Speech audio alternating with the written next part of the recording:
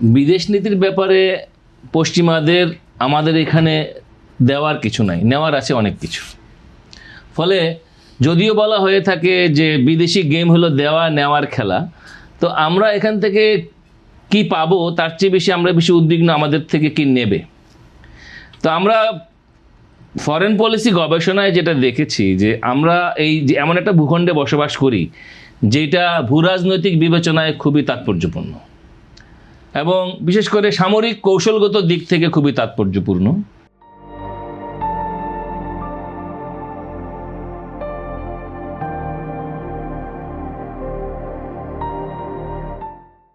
আমাদের এই দেশটা আপনাকে একটু ধরিয়ে দেই, সেটি হচ্ছে আগামী 9 ডিসেম্বর ওয়াশিংটনে বাংলাদেশ সরকারের সঙ্গে একটি গোপন চুক্তি হচ্ছে, যেটি বাংলাদেশ সরকার বলছে চুক্তিটি গোপন থাকবে। সামরিক শুল্ক অশুল্ক নানা ধরনের ইস্যু দিয়ে একটি যে চুক্তি হচ্ছে, নিশ্চয়ই আপনি সেই চুক্তি সম্পর্কেও জানেন যে ভোটের 3 দিন আগে একটা চুক্তি হচ্ছে, সেখানে সামরিক বিষয়গুলো আছে এবং সেখানে যত কেনাকাটা করা হবে মার্কিন যুক্তরাষ্ট্র থেকে তা নিয়ে কোনো প্রশ্ন তোলা যাবে না, এমন বিষয়গুলো নিশ্চয়ই আপনি শুনেছেন বা জেনেছেন।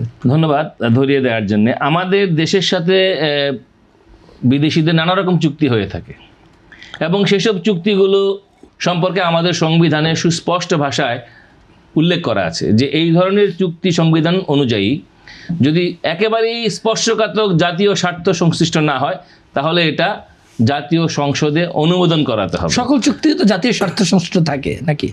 নিরাপত্তা ইস্যু যদি থাকে, সেখানে ন্যাশনাল সিকিউরিটি ইস্যু থাকলে, সেন্সিটিভ ইস্যু থাকলে পরে সেটা পাবলিক করা যাবে না। কিন্তু আমরা দেখেছি যে ন্যাশনাল সিকিউরিটির ধারে কাছে নাই, পুরোপুরি ব্যবসা সংশ্লিষ্ট, পুরোপুরি দেশের বন্দর, পুরোপুরি দেশের আপনার খনিজ সম্পদ সংশ্লিষ্ট, সেটি কিন্তু পাবলিকের কাছে গোপন রাখা হয়। ফলে আমরা বুঝতে পারছি যে আমাদের দেশের প্রতি যাদের ইন্টারেস্ট রয়েছে তারা এমন একটি সরকার চায় যে সরকার তাদের আজ্ঞাবহ হবে।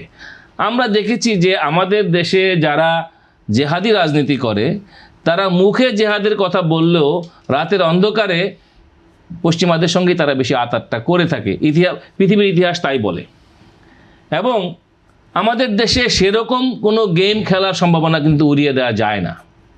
এবং যে কারণে আপনি দেখবেন যে প্যালেস্টাইনের মুক্তি সংগ্রাম নিয়ে আমাদের দেশের মানুষ এত সোচ্চার, বিশেষ করে বামপন্থীরা এই প্যালেস্টাইন নিয়ে এত সোচ্চার, আমাদের দেশে যারা মুখে জেহাদ এবং ইসলামের কথা বলতে ফেনা তুলে ফেলে তারা আজকে দেখবেন প্যালেস্টাইনের ব্যাপারে একেবারে নিশ্চুপ। কেন নিশ্চুপ? এই কারণে যে প্যালেস্টাইনের জনগণের যে জাতীয় মুক্তি সংগ্রাম, যার পক্ষে সারা দুনিয়া, সেটি নিয়ে কথা বললে একটি বিশেষ গোষ্ঠীর গায়ে লাগে এবং এই ইসলামিক শক্তি তারা এটা নিয়ে লক্ষ লক্ষ সমাবেশ ঢাকা শহরে করে না, করবেও না। কারণ এইটা দিয়ে প্রমাণ হয় তাদের রাজনীতির মুনাফিকি চরিত্রটা। আমাদের দেশে যে জিওপলিটিক্সের আরেকটা গুরুত্বপূর্ণ জায়গা হলো ভারত। আপনি হয়তো শুনেছেন যে ভারতের জাতীয় গোয়েন্দা সংস্থার প্রধানের সঙ্গে কে বৈঠক করেছে এবং তিনি সেটা বলছেন যে বৈঠকে কি আলোচনা হয়েছে সেটা বলা যাবে না।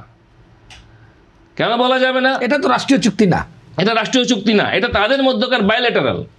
তার মানে এগুলো হলো বিদেশি গেমের, জিওপলিটিক্যাল গেমের অংশ। আমি একটা উদাহরণ দিলাম মাত্র। এই যে ভারত, মার্কিন যুক্তরাষ্ট্র এবং চীন, আমাদের এই বাংলাদেশটা ঘিরে সবচেয়ে অ্যাক্টিভ প্লেয়ার হলো তারা এবং তাদের এখানে অনেক ইন্টারেস্ট জড়িত। চীন আমাদের একটা বড় উন্নয়ন অংশীদার, তাদের বেল্ট অ্যান্ড রোড ইনিশিয়েটিভ আছে এবং চীনকে নিয়ে খুব বেশি আজে বাজে কথাবার্তা রাজনীতির বাজারে নাই, বা রাশিয়াকে নিয়েও নাই। কিন্তু কথা আছে কাকে নিয়ে?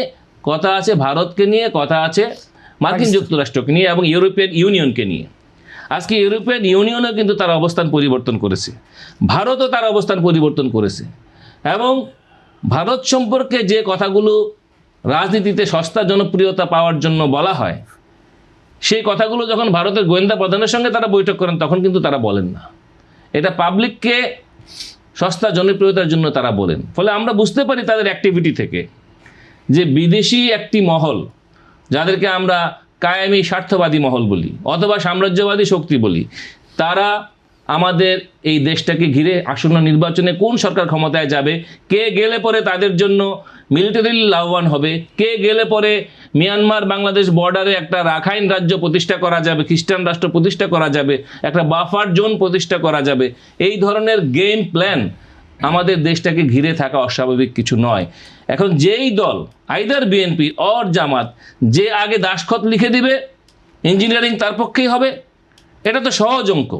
জনগণের এখানে সজাগ দৃষ্টি রাখার প্রয়োজন আছে। যারা জনতার দল, যারা মানুষের দল, যারা সাধারণ খেটে খাওয়া মানুষের কথা বলে, তারা আজকে তাদের স্ট্রং সার্ভিলেন্স, যারা মুক্তিযুদ্ধ করেছে, যারা রক্তের বিনিময়ে একটি পতাকা পেয়েছে, যারা রক্তের বিনিময়ে একটি মানচিত্র পেয়েছে, আজকে আমাদের দায়িত্ব এই ন্যাশনাল সিকিউরিটি রক্ষা করার, ন্যাশনাল সভারেন্টি রক্ষা করার এবং জনগণের ঐক্যকে আরও জোরদার করার। সেজন্যই আপনি যেটা বললেন যে বিদেশিদের গেম, এটি কিন্তু উড়িয়ে দেওয়া যায় না।